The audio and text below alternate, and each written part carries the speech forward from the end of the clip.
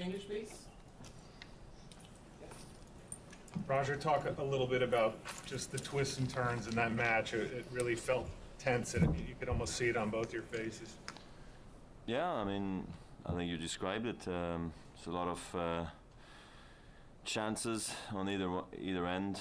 He should have maybe closed it first in the second set, I believe. Even early in the second set, yeah, I think he had breakpoint chances, but I was able to find my game and get out of that game.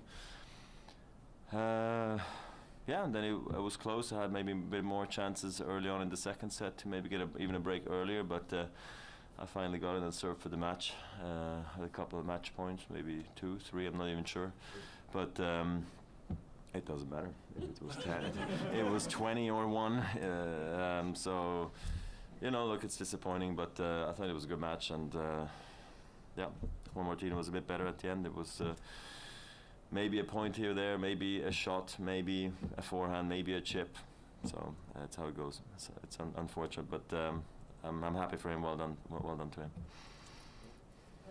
We don't see you get too irritated during matches too often.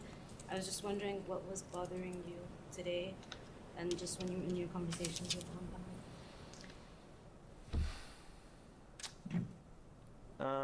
I don't even remember half of it, to be honest. I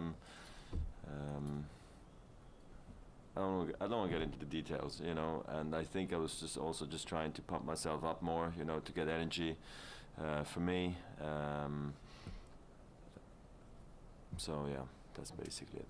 I really don't want to get into it. That had no effect on the outcome of the match.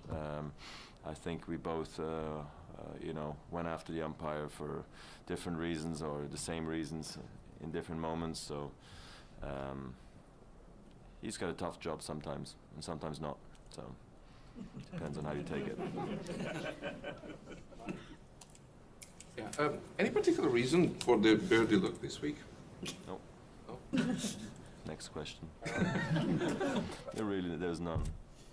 Roger, what do you think happened in the tiebreak of the last set? Was it all the emotions that were gone already? Was it a bit of tiredness? Was it the momentum switch? Or? No, it started badly. Bad return first up. He had a good return after that. I don't know. Just probably took some wrong decisions, you know, along the way. I lost my serve a little bit.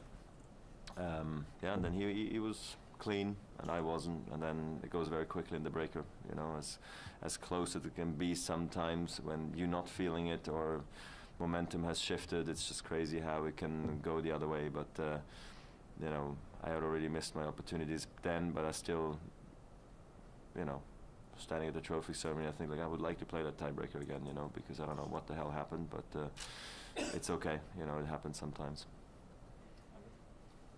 Yeah, Roger, you played Del Potro, I think, 4 times last year. Like, what are some of the subtle differences in his game since he's really come back to the tour?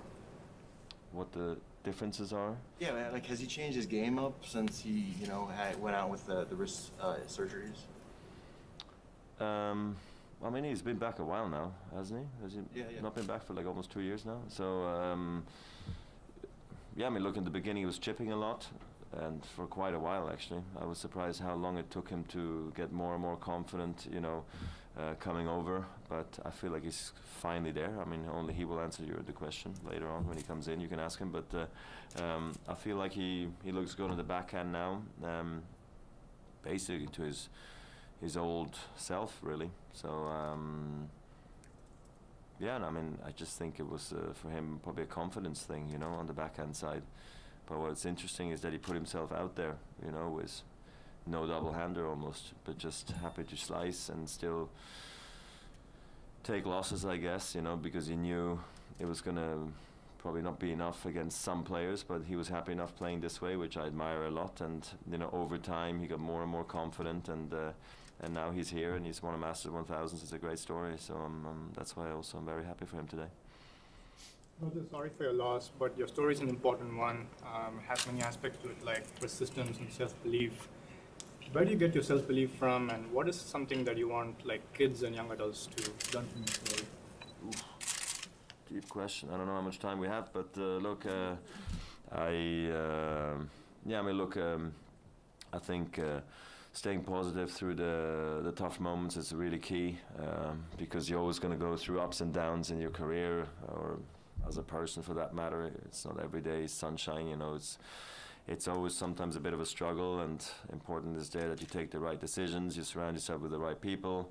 You know, you're happy with what you have. You know, of course you can always try to want more and have more and everything, but you might never be happy when you search for things like this. So, you know, I've been content for a long time on the tour. I guess ever since I became world number one back in 2004 and won Wimbledon in 2003, my life was complete. You know, as a tennis player, those were my dreams as a little kid. So. That's why retirement can wait, and I'm just really enjoying the ride, you know. And yeah, I'm really having a good time on the tour. And I think by having had you know, problems of my own in 16, I think maybe people saw it. Hasn't always come easy for me as well, because people like to see the easy part, you know, how I make it look easy. But it's not always like that. For nobody, it's like that at the top. So.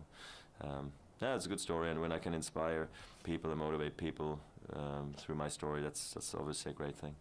Do you think you grew as a man and in your appreciation of tennis when you were off for all those months?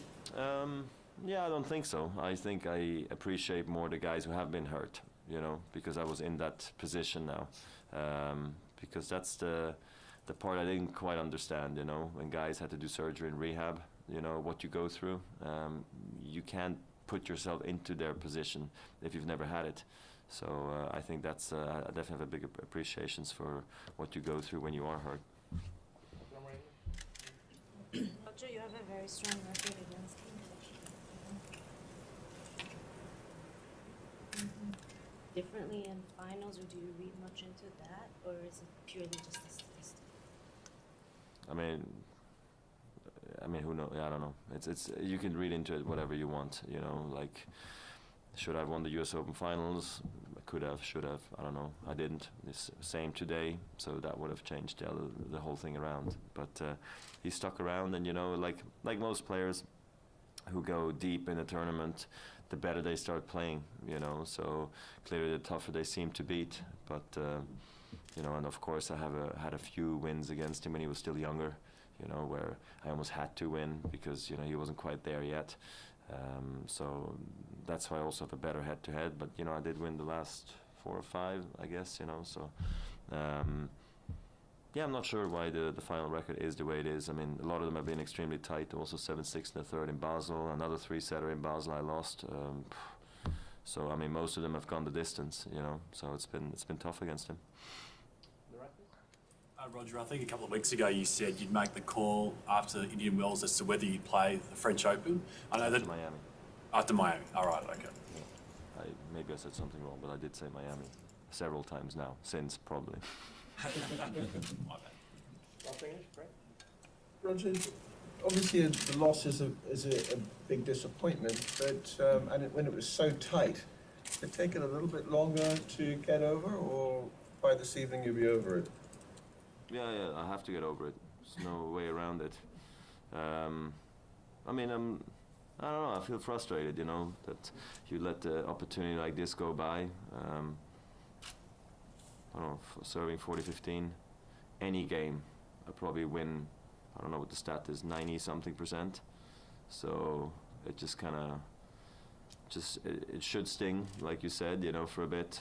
The question is how long. It won't be long, but it's disappointing talking about a great match like this, losing, even though I was right there, you know. I don't know, I have Juan Martin come in and having to hit something past me that's very uncomfortable for him, and you pick the wrong side, and you're like, why am I picking the wrong side? Is it him? Is it me? What is it? You just don't know. Next thing you know, you shake hands and you're congratulating your opponent. It's just, you're like, okay, too good. So you move on, and honestly, there's not too much time to dwell over it. Like I said, I'm happy for Juan Martin. It's a tough one, and I still had a good week here. So I still see the positives at the end of the day. And it was a great match, honestly. It's good fun, good intensity. We enjoyed that. And also, it was tough and fair on the court. You know, it was Juan Martin and myself, you know, and at the end you saw we're appreciative of the finals that we played against each other, which I think is really important for both of us. Thanks, everyone. Swiss press, please. Yeah, thank you guys.